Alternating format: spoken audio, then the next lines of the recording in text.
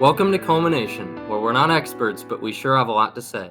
In the process of becoming our best self, I have with me the English teacher, Mr. Ben Vore, to discuss the teacher-student dynamic. And with that said, let's get started. So we all know that students and teachers are at very different stages of life, and students often make good connections with their peers. And the same is true for teachers as they connect with other teachers or staff members. With that said, when it comes to the teacher-student interaction or relationship, how would you define that dynamic? I think that dynamic is at the heart of what happens in the classroom, and there's a lot of different layers to it. Um, I have you know I think approached teaching. This is my seventh year teaching with some ideas of kind of what that would look like, and in grad school and in education classes, they all seem very kind of theoretical, and so it's been interesting for me, I think, once I'm actually in the classroom to kind of learn and see what it's like to develop a relationship with students where they want to learn and hopefully feel heard and valued in my class. Hmm. Um, and that's it's kind of been an ongoing process of figuring out, okay, what's the best way to make that happen? Right. So I guess my first question is, why do you think teachers come across as intimidating to students? Um, that's Do you feel like that's what most students feel like teachers are? I guess in a sense, like whether it's true intimidation or not, it's just like the reason why this dynamic is interesting is because the students are, well, they're students. They're children most often who don't really understand the world, and they're in school to learn from a teacher who's experienced, who's going to teach them. uh, so because of that, and because it's usually one teacher who has to kind of, lay down the law a little bit, keep order within the classroom, while children can be more chaotic, they can see this, they can see the teacher kind of as like kind of as scary if they don't understand them. So Okay, that's what I mean by intimidation. got it. So there was when I was interviewing for teaching jobs, um, there was a question I was asked at one school, which was, um, "Is it better to be um, loved or feared as a teacher?" Like And Machiavelli. we've talked about this in English class. The idea of like Machiavelli would have said it's better to be feared, right? Yeah. Rule through fear. And I do think that there is a certain philosophy um, that a teacher, I'd heard a saying that like you should never let your students see you smile before Christmas. The idea is if you've got them all year Hmm. long, you need to like come out of the gates very um, firm, very intimidating to use your word.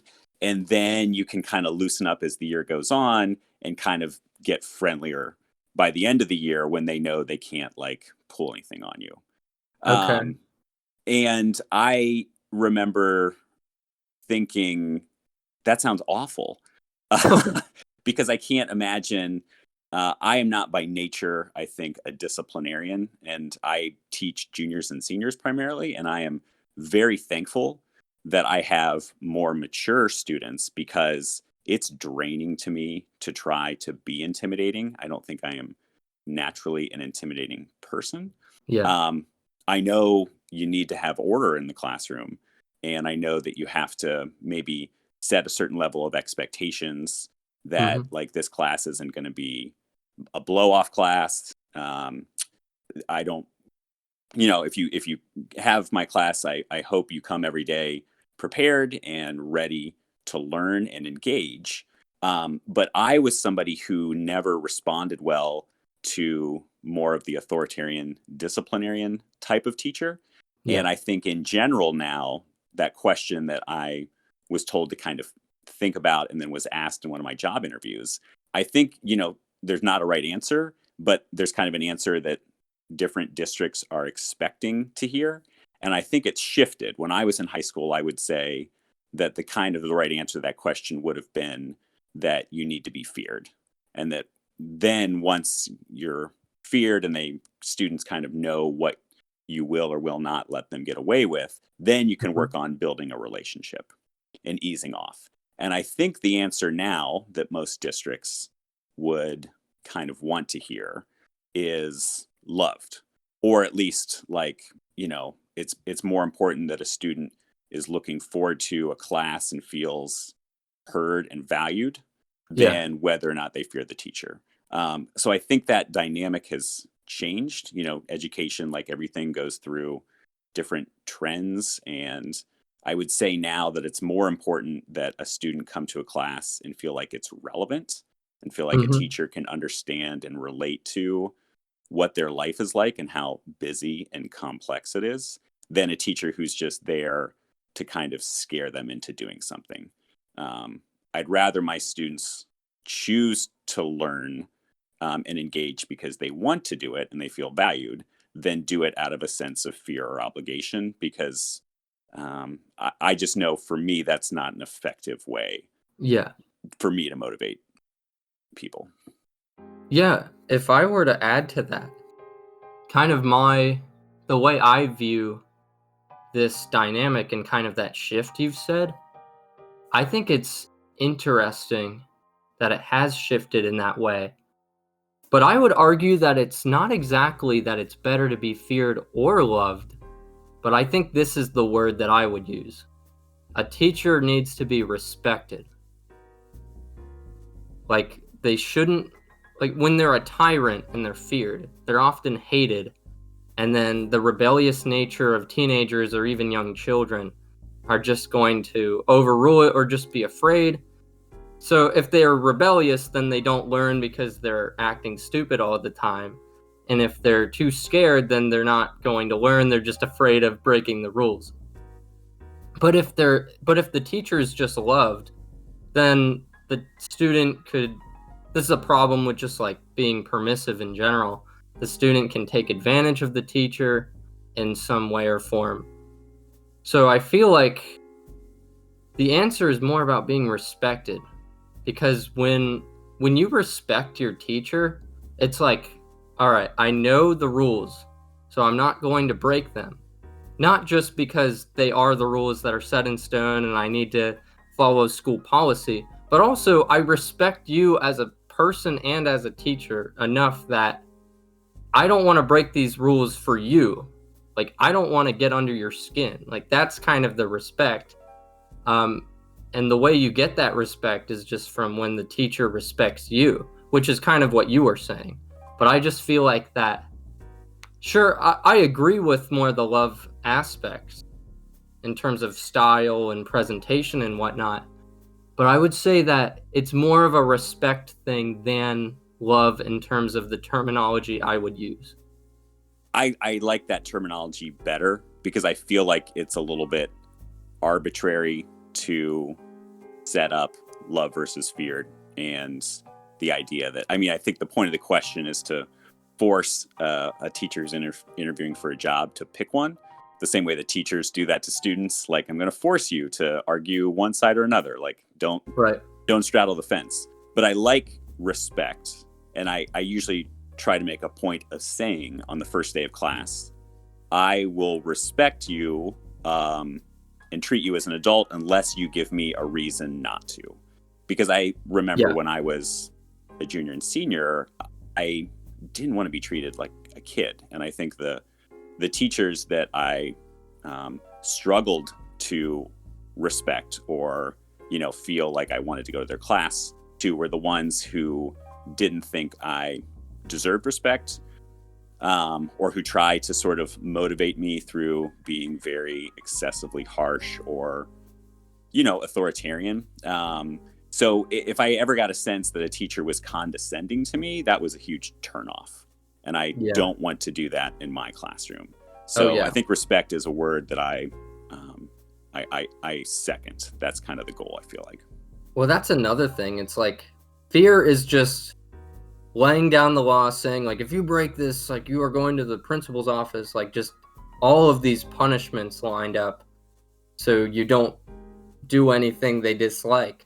But I feel like being like condescension is a different thing, kind of like how respect is not exactly love, but it's kind of like a subcategory maybe of that spectrum.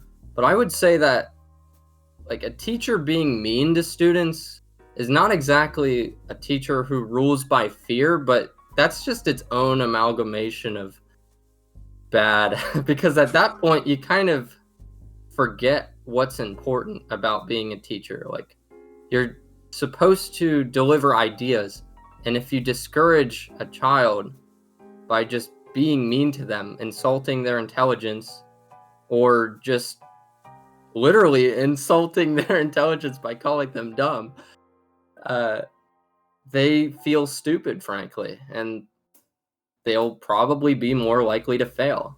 I don't think that's fear, but I think that's worse than fear, actually. You know what I mean? Yeah. So moving from that, in what ways can students upset teachers? Kind of as a flip-flop. So, I think there's,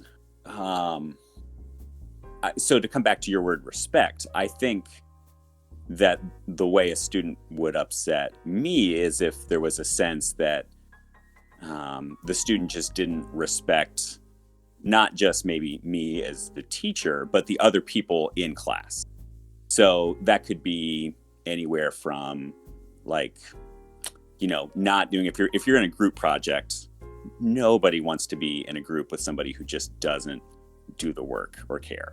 And I see that as a lack of respect to your peers because, maybe you don't want to learn or don't care about that particular project, but the people you're working with might. So at least show them the respect to pull your weight. Yeah. It's not that hard to kind of do a little bit. But I know it's also easy to be like, oh, okay, well, so-and-so seems like they really care about the grade on this, so I'm going to let them take it. Yeah. I think about that kind of respect. So I think it's just, this year, especially because I'm a remote teacher, it's hard. And I know that it is demotivating sometimes to just sit in front of a computer and feel anonymous, maybe on the other side of a screen. So I think what I've tried to ask of my students is just respect that whatever time we have together, because the year's going fast, let's make the most of it. Let's be engaged. I'll try to make our conversations and the things we read and discuss relevant, because I want to respect their time. And so respect, I feel like, is just showing up and being willing to learn and be pushed outside comfort zone and to read and engage with different viewpoints and perspectives. Yeah. So you think respect is kind of the heart of both dynamics? I do. Yeah. And I'm also aware that, there were times I was not a rebellious teenager, but I'm aware that when you have adults who are, I think, kind of demanding things of you, in some ways that's almost an invitation to be like, oh, okay, you want me to do this? I'm not going to do it. Like, I'm somebody who loves to read, but I'm also aware when I assign something to read that for some of my students, that just kind of kills their desire to read it because it's been assigned to them. Someone else has told them to do it. So I feel in some ways like, as a teacher, what I want to do is get out of the way or give you as little reason to want to not do something that I'm asking as possible. Because I think there's some teachers who can come across, or I will say I've had some teachers who can come across as kind of controlling and wanting to pull all the strings, so to speak, and make you do things just because they can. And there's no bigger turnoff to me when I was learning than like, oh, the teacher's on a power trip. The teacher's making us do this because he or she can. I don't want to be that kind of teacher. I want to try to give my students as much of a choice to do something on their own than feel like they are doing it for me or because I'm telling them to do it. Yeah, like you're going to learn because you want to learn. not because Yes. I'm telling you you want to learn. Right. Right. I want the motivation to be intrinsic if possible, but I'm also aware that I have to give a little extrinsic motivation, whether it's a grade or, whatever it might be. Right. It's always a fine line of trying to, I think, figure out where the balance between those two things are. But I think, especially with my seniors, I'm thinking about college professors, especially if you're in an entry level 101 class with a lot of students, like they're not going to be breathing down your neck about a missing assignment or if you don't come to class. So I think what I'm trying to do with seniors, especially, is prepare them for what college will be like and sort of, equip and encourage them as much as possible to do what I'm asking them to do, but not hound them because they're not going to be hounded next year. So it's a lot of, I think, figuring out how do you motivate yourself to do something that a teacher or professor is asking you to do. Right. Um, And in real life, like, you have to be in the pilot seat. You're not gonna have somebody breathing down your neck at all points. Like, if you don't do your job when you have a job, you're just gonna get fired. yeah, So, school is kind of a safety net and a simulation in that regard, but it's interesting in that regard. yeah. So, how can a bridge be gapped between the student and the teacher now that we've talked about both sides of the coin? How can a bridge be gapped? So let me say from my vantage point, because I think it's when you talk about any relationship with multiple parties, both sides have some responsibility and obligation. It's a two-way street. It's not like it's just on a student. Yep. From a teacher standpoint, I think one of the things I try to do is um, learn alongside my students. I have a friend who's a teacher, and her Twitter profile just says she became a teacher so she could always stay a student. And I think part of Hmm. bridging the gap is me trying to create a sense in my classroom that, like, I am not the expert or authority.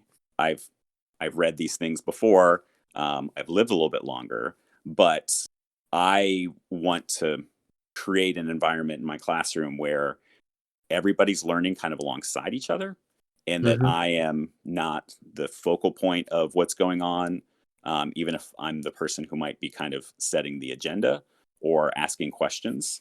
So I think trying to bridge the gap for me as a teacher, I think means saying, "Hey, I'm going to do what you're doing. If I'm asking you to write, I will write as well," which is something I try to do when we're doing an in-class essay or something, Okay. where I'll just sit down and write myself to show that, like, I'm not doing this because I think so much of school is busy work, Mhm. and I don't want to give busy work, but I'm aware sometimes you have to, like, you build sort of the way an athlete trains, like part of doing things over and over again is like muscle memory and training yourself to do it. But if I'm doing something the same time I'm asking my students to do it, what I hope I'm communicating is that I think this is worthwhile.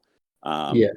and I think there's value in sitting down and writing on paper or typing on a Google Doc, like, okay, I just reread Julius Caesar. What did I get out of it this time? Why is it still relevant today? Um, because I believe part of why I teach English is because I think books always have new things to say to us. Uh-huh. Um, Depending on what's going on in the world, depending on what's going on in our lives. So for me, bridging the gap is, I think, showing and trying to say to my students that, like, I'm learning with you and I'm going to share what I'm learning because I hope that will be helpful to you. And also, I want you to reciprocate. So modeling what I'm asking them to do, I think, is one thing I try to do intentionally as a teacher to bridge that gap. Right. And also something that I noticed that you specifically do, but I've also seen it from other teachers too, is just kind of checking in with students on a personal level. Like what you described is the classroom, like the student level, but you're also trying to, like sometimes you ask daily questions of how was your weekend or what's a movie you recommend? Like something completely unrelated, that doesn't take too long, so you don't, like, remove too much of class time that we should have been working on other things, but you just try to get to know us as people, and I feel like that's almost essential to bridging the gap because you need to bridge the gap on both wavelengths. On one wavelength of, like the student and the teacher, but then as Billy and Mrs. Arkansas. I don't know if that's a last name, but like names, you know, like actual people.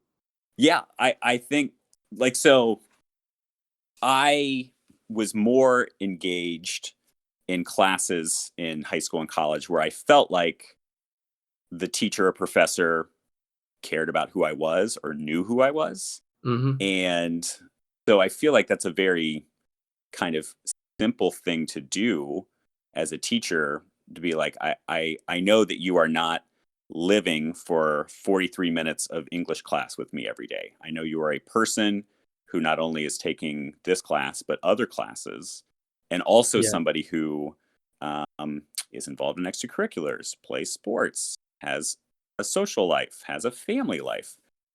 So I think trying to always remember that this is a little part of a student's day and life, and that there's more going on than just whatever we're reading and discussing at the moment, um, is another way to try to bridge that gap, and a reason Mhm. why I do teacher talks, so that I can get to know students outside of them as an English student. Um, and part of that I think is like I never thought I would be a teacher. When I was in high school, the thought that I would be in front of teenagers all day would have just mortified me because I was anxious and I never could imagine myself like being on display, so to speak. And then Yeah. even in college, my dad always said that he thought I'd teach one day, whether it was high school or maybe a college professor.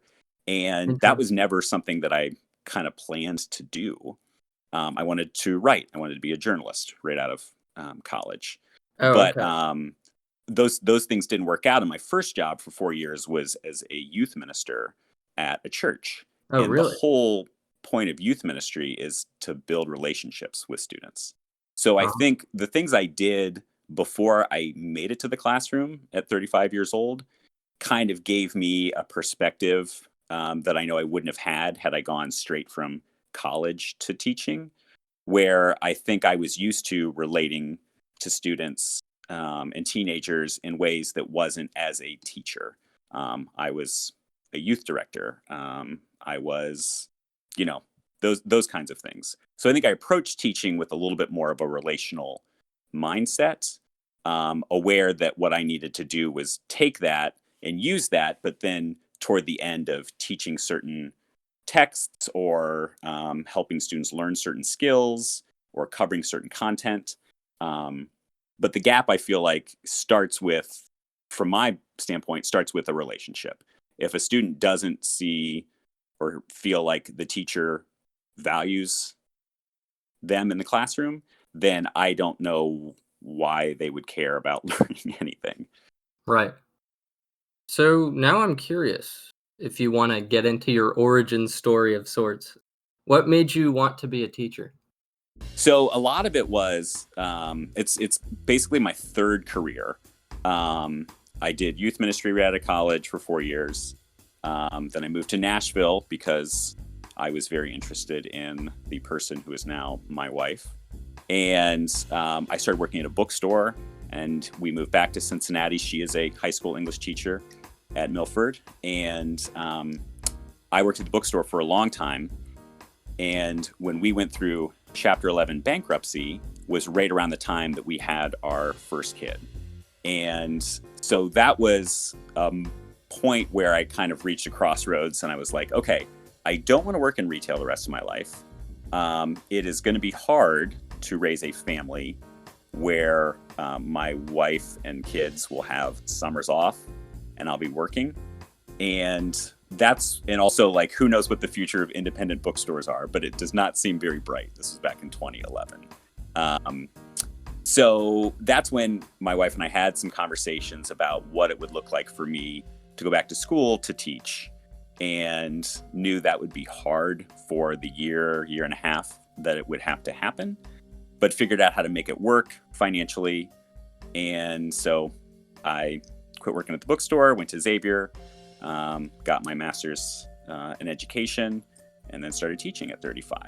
So that's how I made it to the classroom. It was not plan A or plan B, but I would say I've loved the things I have done before I became a teacher. But when I got into the classroom was when I finally felt like, oh, okay, this is where I'm supposed to be all along. It took me a little while to figure that out, but I like being here, which is why I tell my seniors, if you don't know what it is you want to do or study, that is okay, because it took me a long time to figure that out. And I worry that too many times adults, teachers, parents communicate that like you need to figure your life out and make these big decisions because, you've just got to do that. And I don't believe you need to do that at 18. I think you need to have an idea where you want to go and maybe what you want to do, but it can change and it will change. So we don't need to stress about it as much as I feel like my students do, because of all the anxiety they feel or expectations that are placed on them. I don't think they need to feel those things.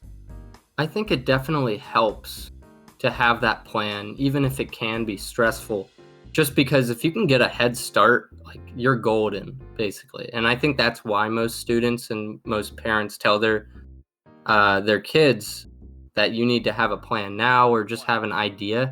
But I certainly understand both sides of that argument, like how you say that, like, life is ever changing. So that's kind of where I fall, where I think it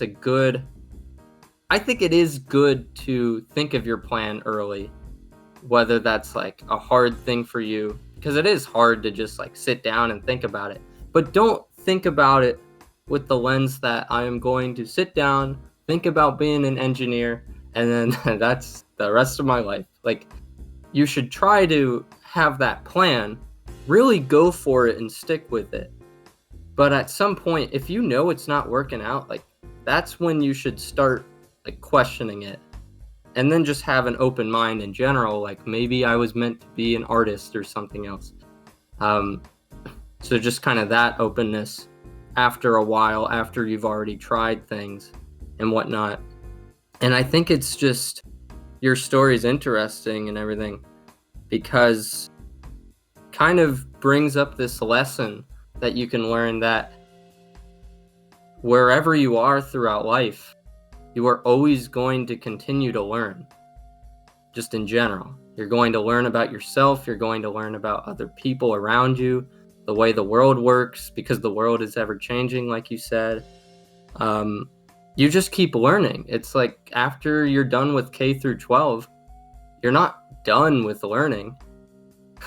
In fact, you've still got a lot to go, but I don't know. Yeah, there's the Mark Twain quote, never let your schooling interfere with your education.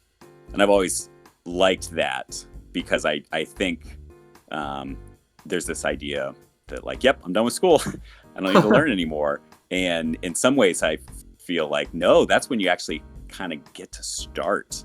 It's not theoretical. It's not sitting in a classroom. It's sort of like real world now. How do I apply things I've learned, skills I've developed? So I agree with that sentiment. No more simulations. Yeah. Because it's like school's a simulation of college, which is a simulation of life. Well, and one other point you brought up, I think one of the things I felt when I was a high school student, I liked English class. English class I felt confident in. I had great English teachers. But I was the kind of kid in all of my other subjects that never said anything, that was afraid, I think, of answering something wrong, because I had this idea that school was about being right, not about learning. So it was performance. So I would not, in math class, raise my hand to volunteer to give an answer, even if I was like 100% correct. Yeah. I would still sometimes be like, I don't know. And I wish I could like strip that mentality from my teenage self, because I think school should be about like trying things out, Mhm. um, failing. Failure is a great teacher, even though nobody wants to or likes failing. Yeah. Um, and so I try to encourage my students to fail and to ask questions that they don't know the answers to, which is something I never did in high school. I wouldn't say it unless I was certain it was correct. But Mhm. I have learned more as I've gotten okay with not knowing, as I've gotten more accustomed to failing, with asking questions I don't know the answers to, or saying things that I'm not even quite sure are right out Yeah. loud.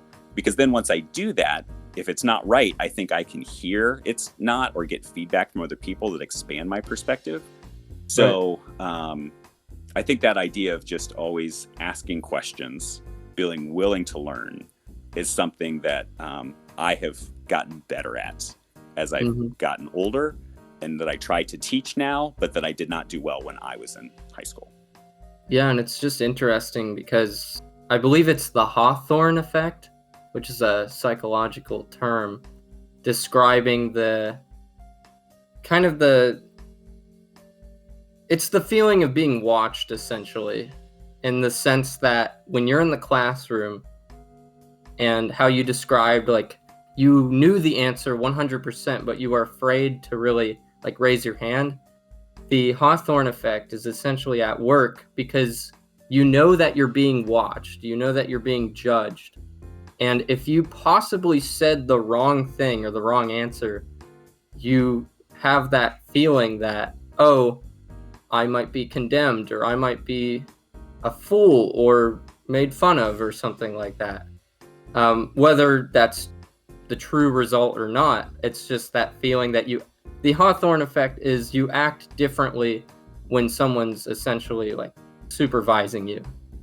So, do you agree with that? That that's probably at work in the Yeah, classroom? I think that could be at work. I think for me, it was just I was very insecure and I did not want people to pay attention to me in high Mhm. school. I Well, like to be it's kind of that the too. quiet kid in class who, and I'm a processor. I don't think very quickly on my feet, or I think verbalize things. Mhm. Well, I need to sit with it and write and think. And then it's like, okay, now I know what I feel. So a lot of Yeah. it too was like, I need to process this before I can say something out loud, which as Uh-huh. a teacher, I'm trying to be aware that when I ask a question in class, there's always some people who are willing to talk right away, but I want to give time for the people who don't know necessarily what they want to say right away to think about it and then respond. Or Yeah. let's write about this before we talk, because there's students who need that space and don't know right away. And it's not that they, aren't smart or don't have thoughts to share. It's just that it takes them time to get there. Right. So I do feel like school sometimes sort of elevates or is geared more towards an extroverted personality who can respond right away and is outgoing, and school finds ways to reward that, right? It seems like that's Yeah. the student who's the most engaged or interested, but that's just sometimes it's a matter of temperament and personality, and it's Yeah. not actually that that student is more, you know engaged. It's just it shows up in a way that we kind of expect or think is better in a classroom than Right. some kid who's just quiet but might be really thinking and processing just as much, and yet isn't saying that out loud for whatever reason. Mhm. So I try to keep in mind that both types of students are in my classes, and there are all kinds of other students as well. I think I Yeah. have had some very smart students over the years who just don't like school and don't play school. And I Yeah. respect that, because I was aware of the ways that I just, when I was in school, and even now I'm like, well, this is dumb. But Mhm. this is kind of what school entails. And so, in some sense, we are playing a little game. And so, especially seniors, I think, who are like done and ready to be out of high school, I appreciate ones who don't show up and just sort of say what they think I want them to say or what they should say, but who are just honest and ask questions that are, you know, reflective of some real curiosity about the world or the things we're reading. Yeah. I find students like that refreshing. Yeah, because they break the simulation. It's like, wait, like you're not telling me something that I want to hear because you think that's what I would want to hear. You're asking something that you're genuinely concerned about, and I'm here to help you because you're about to grow up in the world that I know. So you're asking me with experience, you know?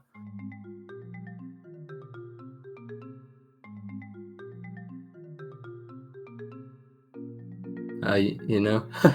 I do. Yes. Yeah. Yeah. You just had me worried there for a second. Oh no. I have not. I have not gone anywhere. I'm here. I'm a processor, Casey. Oh, Who's right. just thinking.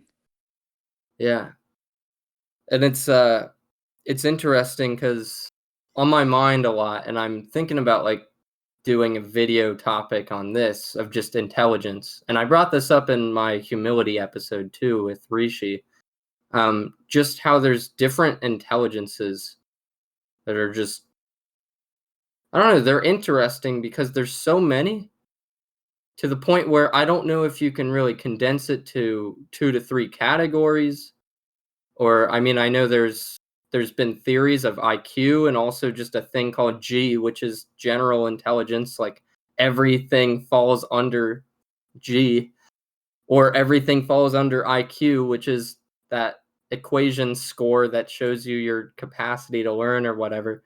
Um, but I think it's a lot more complex than that because you consider all the strengths and weaknesses of people, the predisposition of their genes, frankly, like how they're programmed, how their brains are wired, and also like how they're taught, because everything plays into everything. Like whether you get enough love from your parents, that can actually influence your brain to make you work correctly. Like if children are like if a baby isn't touched enough, like held or rocked to sleep or something, they might actually develop mental problems, like real mental issues, which is just very interesting to me. Like, why would attachment and all of that influence your actual cognitive ability? But I guess it's just the way that you release hormones like oxytocin and everything.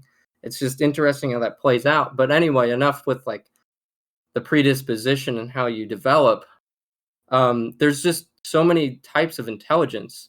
And Rishi and I in that video were talking about how Rishi's very academically gifted. He's he's just very smart, very accomplished. He knows almost everything about math if you asked him. But he was saying that he kind of falls flat a little bit when it comes to practical skills or whatnot, like doing laundry, or like if you give him directions of where to drive to, where the nearest bathroom is at school or something, like just these practical things. And it's just interesting to notice those. Like and if we're taking it back to other students and whatnot, it's like you have the students who are academically driven, who know literally everything about everything. Then you have the students who frankly suck at school, but they're so competent. Like you can tell them directions, or just give them a blueprint and some random building blocks and say, "Hey, build something," and then they do it. Like if you explain to them how to do it, they don't need you to repeat yourself or anything. They just do it. And then there's creative types where they might not be practically competent in terms of that definition or academically inclined, but they know how to paint. They know how to be innovative. Like they know how to be entrepreneurs or something. They know how to get ideas out there. Those are your marketers. Those are your artists, like people who know how to convey ideas or just think outside the box. And I was saying in that video too, which everyone should check out. It's just like I think it's a beautiful harmony when all of these ideas come together. And that's what I like about school is you're just in this pool of people who know all these different things, have all these different strengths and weaknesses. But the one thing that kind of falls flat at its design, but maybe it's not a bad thing. That's something I'd have to think about. So this is just food for thought. I'm not really criticizing the way it's set up. I just don't know. But whether I know or not, the system is more geared towards the academically inclined, which might discourage the other intelligent people just because it doesn't really play to their strengths. But maybe I think school it is just for is. the I academic. mean, what you're describing is, in grad school, I learned about Gardner's theory of multiple intelligences, which is that it's not just like you're not just academic smart. You might Mhm. have visual spatial intelligence. You might have bodily kinesthetic intelligence. Yeah. You might be somebody who's very talented interpersonally. Mhm.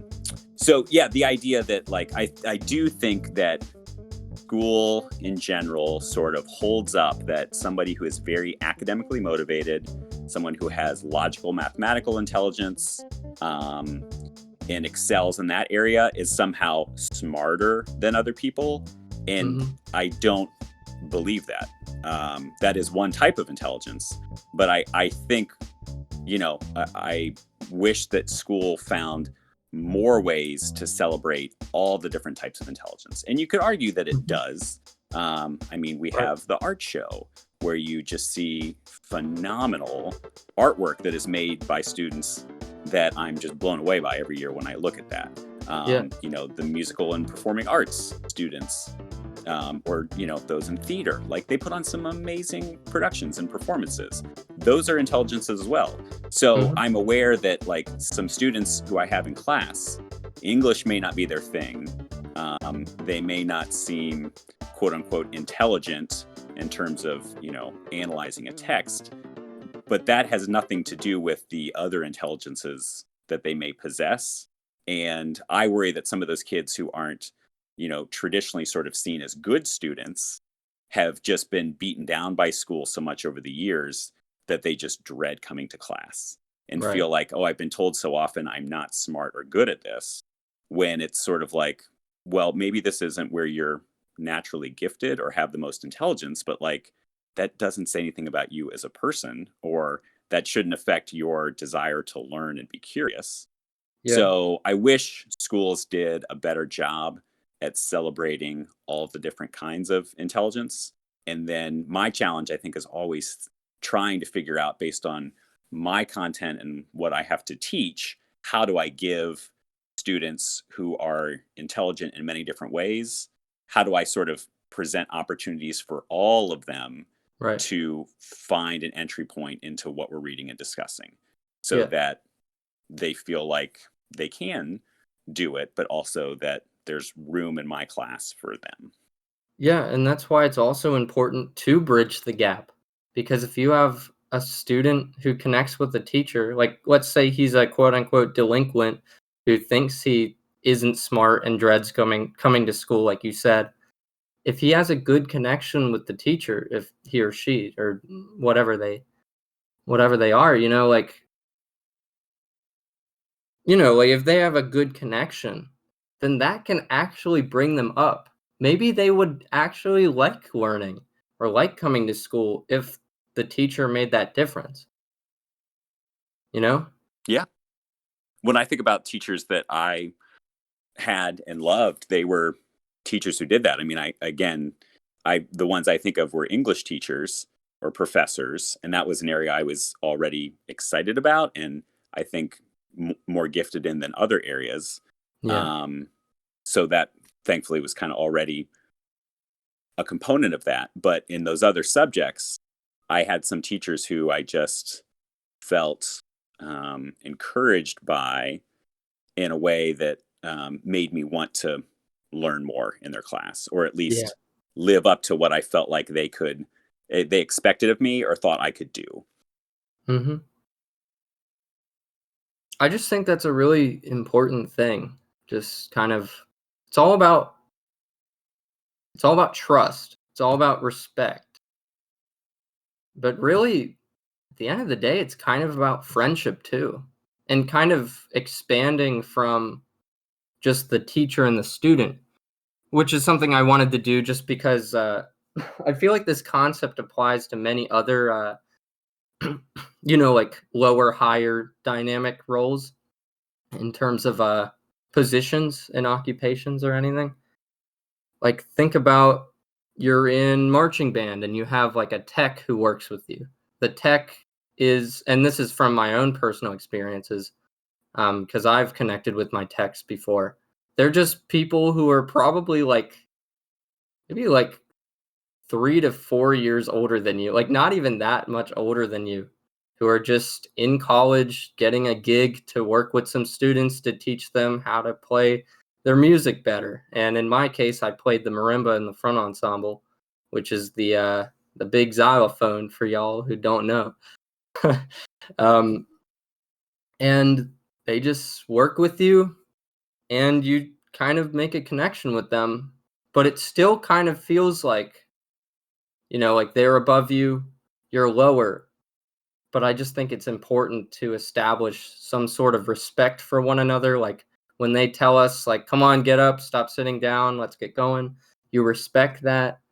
And then, like, I don't know, you have fun with it and you include them. So you're not just having fun with your friends, but you include the tech too, because they want to have fun too. And this applies to your boss at work too.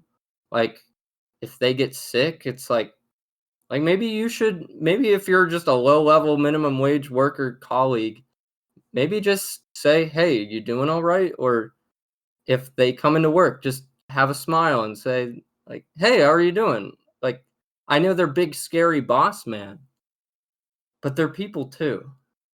And that's such a simple concept, but it's so hard to really understand or let seep in just because you're used to that subordinate role that usually as a young person you take in, because you are usually a subordinate who works for somebody.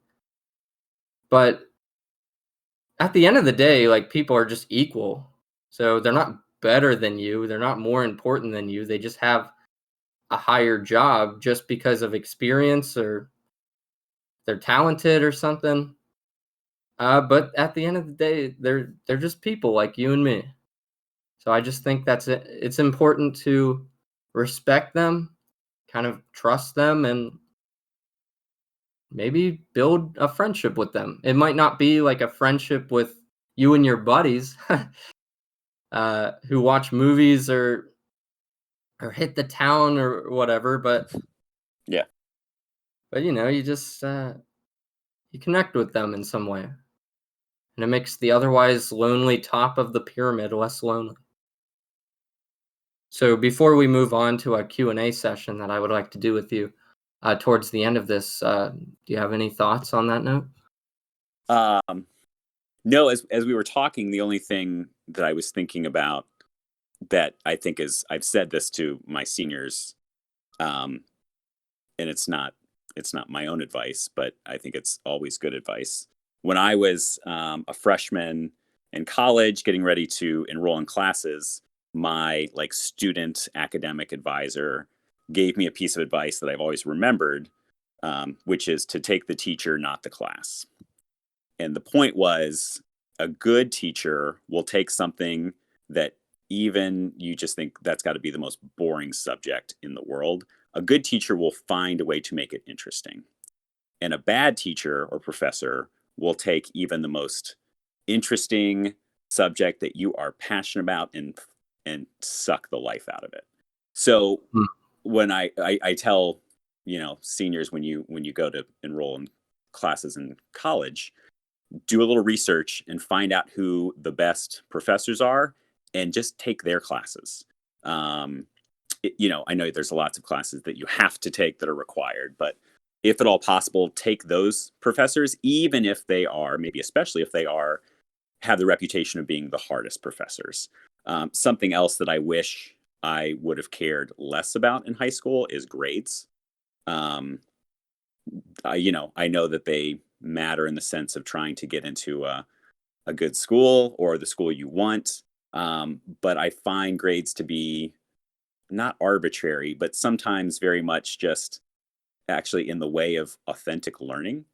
And so there are Mhm. some times in high school, like when my friends junior year were like, we're going to take a push. I remember thinking like, oh, I've heard that class is really hard. I'm not sure I want to do the work. Even if I would learn something, I'm going to take the safe route and take regular American history. I wish I could Yeah. do that over because I think I had this fear that like, even if it's weighted, a bad grade would hurt my chances of getting into a certain school later. Yep. And I don't remember what grades I got now, and it doesn't matter. But I would have remembered, I think, being challenged and stretched to take a class that, even if it was hard, was really going to push me to be a better student or to learn about something that I didn't know as much about. Yeah, and just as a side note, APUSH is AP or Advanced Placement, United States History. So I just kind of wanted to spell that out for people who Thank don't. you. So I was using the jargon. You are good. I think most people are familiar just because it's like a nationwide class, but Yeah. you just gotta spell it out too. So yeah, I think that's a really good point too, just because the teacher can really make or break the class. Just whether they have a good attitude or have some fun shtick. um, Well, in college too, like, if you're a college professor, you're probably very well read and learned on whatever subject you're teaching. But I was aware too that I was in some classes, because I did not always follow that advice.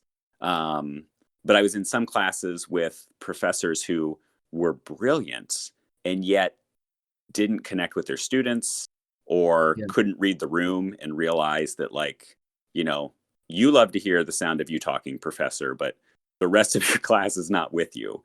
And so I think it's one thing to be somebody who is passionate about the content you're teaching, but if you're not also interested in bringing students along with you on that journey and trying to engage with them, then what's the point? right. So, I had some professors like that, where it was just like, man, if you were as passionate about trying to get to know your students and engage with us as you are about, you know, um, British Romantic poetry, then this would be a really different class, and it'd be a lot more fun for all of us, I think. Right. Well, it's always just you got to think about the student's interests. Just because you're a teacher and you're trying to get your message across, so if you're able to translate it into something that the students care about and understand, then you did a good job. Like there's a difference between an adequate teacher who does his job well enough, and then one who just goes the extra mile. Yes, And with that said, since we're kind of we're not over time, we're actually pretty under time, but I would like to do a Q&A session, if you will, do it. just from some fellow students and friends of mine. All right, so first question from Yusuf Sadat Husseini, who was actually featured in the Mind and Body episode of Culmination. Good Uh, episode. he he asks, and he's also your student too. True. Um, what are the similarities and differences between teaching and parenting, and have you learned from one to improve the other? Good question, Yusuf. There are many similarities. I don't know if I have as unique a perspective on this as someone else might, because I was a parent before I started teaching, which is not usually the case if you're somebody who is stepping into teaching right out of college. So I know that there are a lot of similarities. And I think one of the things that I have learned from teaching that has helped me parenting and vice versa is just how to get someone to do something, even if they don't want to do it. Like figuring out how one of the things I learned very early on teaching and parenting is that, man, you can plan like we talked about earlier, but very rarely do things go according to plan. You need to be flexible. You need to sort of improvise and learn on your feet. And Yeah. so I think that idea of, hey, I had an idea in my head of how either this lesson was going to go, or how this family outing where we all go on a hike at Johnson Nature Preserve was going to go. And things rarely go the way that you envision them. So Mm. when they go off path, how able and willing are you to kind of go where the people are and how much do you get frustrated and be like, no, we got to stick to the plan. And I have found that trying to stick to the plan is usually not successful. So I try to be flexible and responsive to the moment and what's going on, and maybe what my kids want to do or how they're struggling with something, rather than just like, buckle down and be like, nope, kids, we're not getting out of the car until we get to our destination, Right. Sometimes you got to pull over for a rest stop and a pee break. Yeah. It's like you got to have a plan, but you got to be flexible too for the uncertain things that take place. So next question from Hassan Saeed. He's also a student of yours, of course. True. 2-year student. Yes, sir. So what drives you to teach, and how has it changed you as a person? I have become way more outgoing's not the right word, but the reason why I never thought I'd be a teacher is because I just couldn't imagine kind of talking all day or being in front of people. And when I was student teaching, I was aware of how much you're kind of like a entertainer. You're kind of on stage, and that's actually kind of fun, like, especially for somebody who doesn't like to be in the spotlight. I was like, ooh, okay, I can kind of like, I don't know, put on a little routine here. My wife is a much funnier person than I am, but I, have benefited from seeing her teach for, I think it was 8 years before I became a teacher. So I think I had some pretty realistic expectations of what a teacher's life would be like. It's not like the movies where you have these inspirational speeches and your students are hanging on your every word, and things like that, the way that I think some movies make you think of teaching. Well, that's the dream, of course. Yeah, I mean, and there are moments like that too, but it's not the reality. And there's a whole lot of grading of essays and other busy work things that come with it. So I think it's changed me as somebody who is just more comfortable speaking, more comfortable being in front of a group, more comfortable kind of thinking on my feet, and also just probably more ready to say when I'm wrong, because that happens a lot. And I don't have the benefit of kind of sitting and thinking through something and then talking. So that's how I feel like it's changed me as a person. And in terms of what drives me to teach, I think it's that I genuinely enjoy teenagers. When I worked at the bookstore and was mainly working with adults all the time, adults are just as frustrated. I mean, adults do things sometimes, and I'm like, oh, like, that's so petty. Or, I can understand why somebody who's a teenager might do something dumb, because I did that when I was a teenager. And, psychology says your brain is still developing until the time you're 25. So I am much more understanding and grace giving towards, I think, teenagers than I am to adults who I feel like should know better. Yeah. So part of what drives me to teach is just I like being around teenagers. I like that they say what they're thinking. I like that they don't necessarily feel like they need to kind of perform or pretend to have their act together, even if they don't. I find that very refreshing, and I find their idealism to be something that I need, because I think I've lost some of mine as I've gotten older. And so when I'm around students who are just very optimistic or driven to do things and to bring about change in the world that is needed, selfishly, like, I get a lot out of that. So that's another thing that I think drives me to teach. Nice. Thank you. So this question from Claire Atkinson, who was in the identity episode of Culmination, asks, what are/were the expectations versus reality you have seen with respect to the teacher-student dynamic? That's a good question, and I'll repeat just that I think having my wife be a high school English teacher before I became one, I think my expectations were more aligned with reality than they would have been had I started teaching right after college. Um, a lot of my grad school experience, especially in education classes, was like, I know that this is not that this is not the reality of a high school classroom right now. You know, we're talking about theories, we're looking at a textbook, we're having these conversations that are sort of unmoored from what I know is going on in a high school classroom. So I hope that I came to teaching with fairly realistic expectations. Um, I think just I've had to sort of adjust or calibrate sort of what is possible based on the students that I have.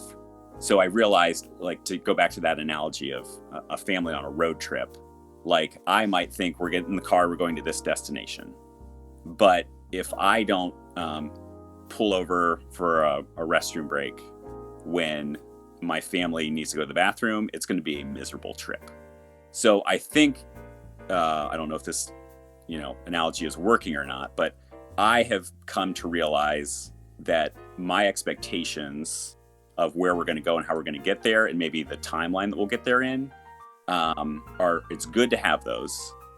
But if I'm not willing to acknowledge what the people in the car need when they need to pull over, what adjustments we need to make along the way, maybe if there's a detour, how to go and take that route, I need to make those adjustments based on what the people in the car are telling me. Otherwise, what's the point? I'm trying to get somewhere and no one wants to go there with me, or it's a miserable experience getting there. Right. Well, thank you. Next question from Adi Bargava is, and I think you're going to like this one. In what situation do you think a student can cheat? That is a really good question. I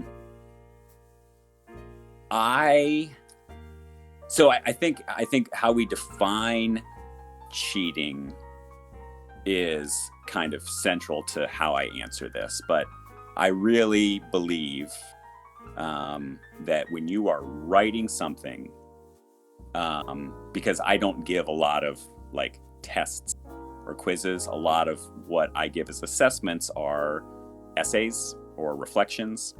I believe that you should write your authentic words, thoughts, and not someone else's. Mm-hmm.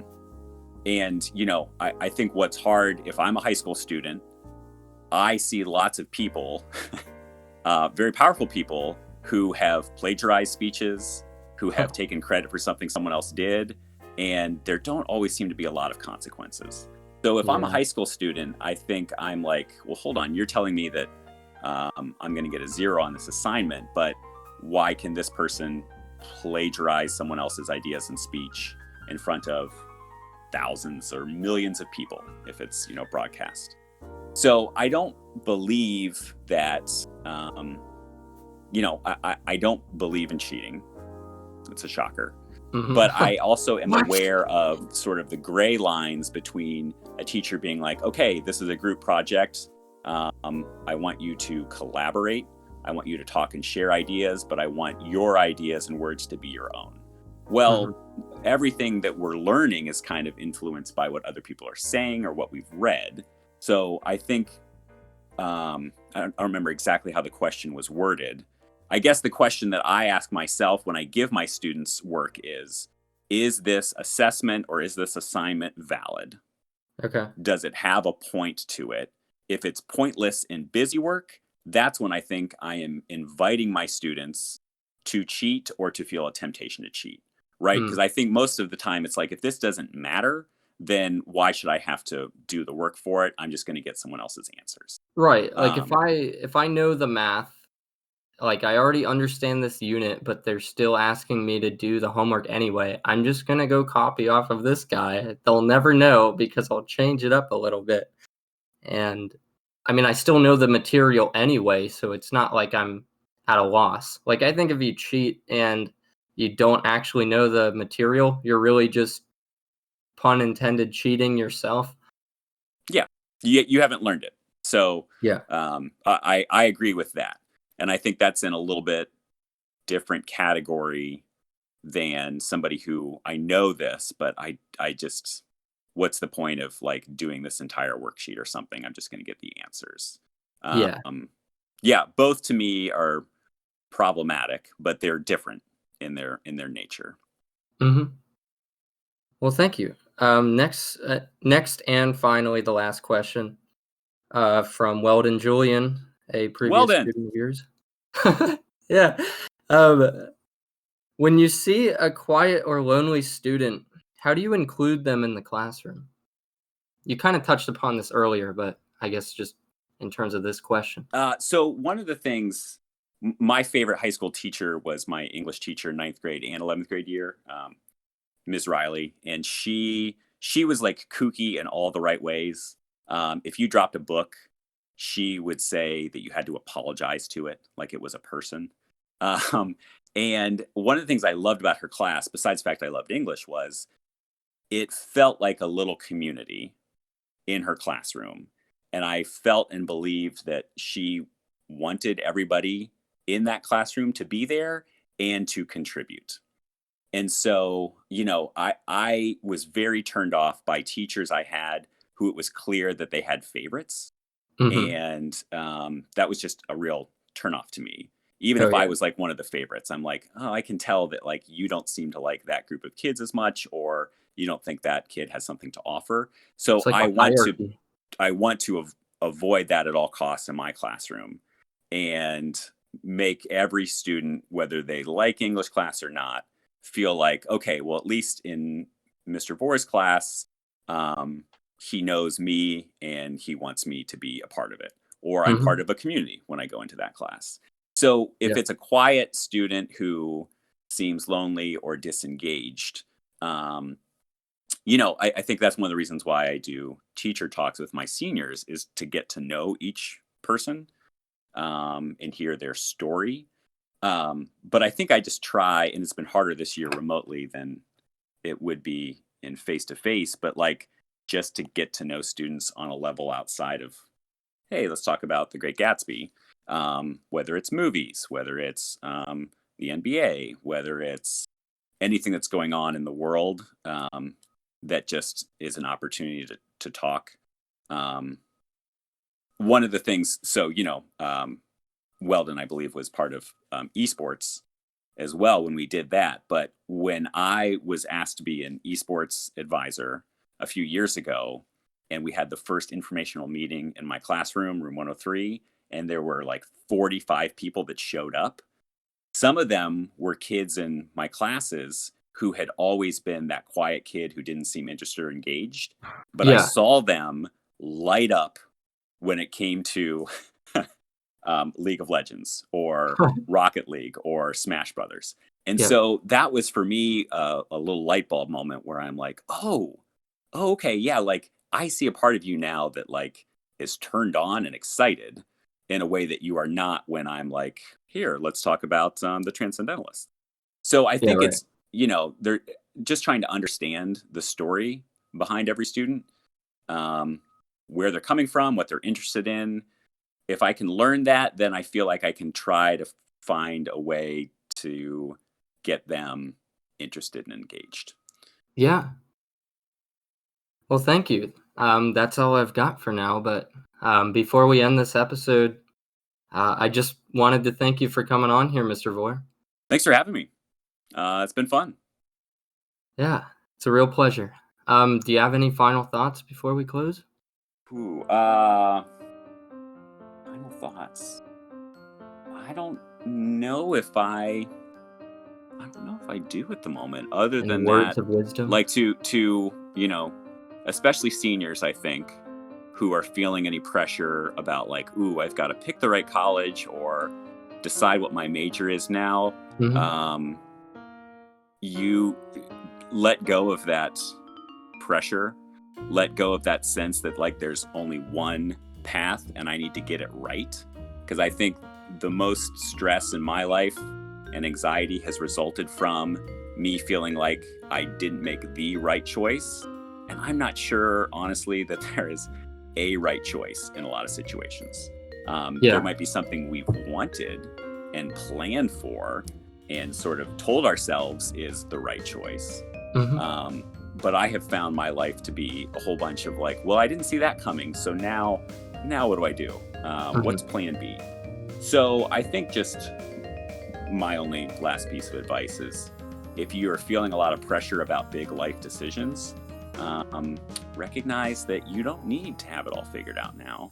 And you might think, hey, I need to go down this path in life, and this is what I have to do to get there. But that's going to change. There's going to be curveballs. There's going to be things that are, unforeseen. And you can save yourself, I think, some worry, stress, anxiety by just being open to going wherever your life and your friends are kind of pointing you. Life is a highway. Life is a highway, Casey. I want to ride it all night long. All night long. I am speed.